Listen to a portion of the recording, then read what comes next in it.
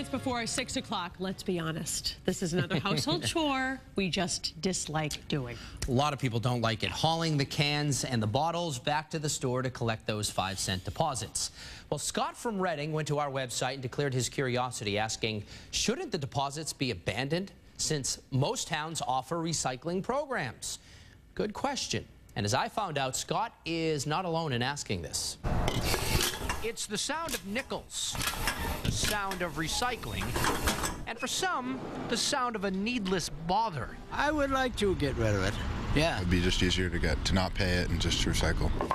Since the birth of the Massachusetts bottle bill almost 30 years ago, billions of containers have been returned. But some argue the times have changed. When the bottle law originally went into place in the early 80s, there was no curbside recycling or drop-off centers to bring your recyclables. Chris Flynn heads the Mass Food Association and says we don't need deposits anymore. And what we're essentially doing is bringing part of our trash back to a supermarket. That's a food store environment. It's not the place to bring it.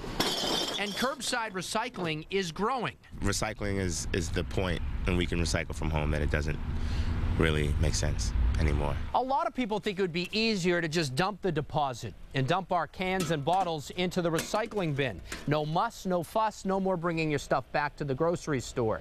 But without the incentive of getting back that deposit, would people recycle, or would they throw everything in the trash?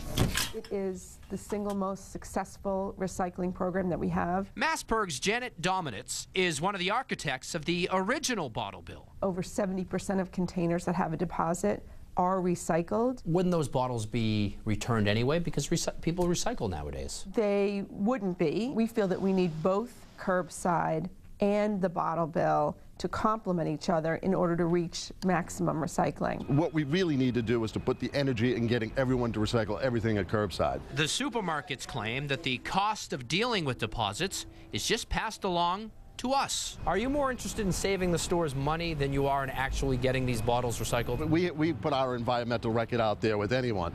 We'll do stuff that makes sense. This just doesn't make sense. Meanwhile, on Beacon Hill, it's a story of dueling bills. There are some that would expand the bottle law and others that would phase it out.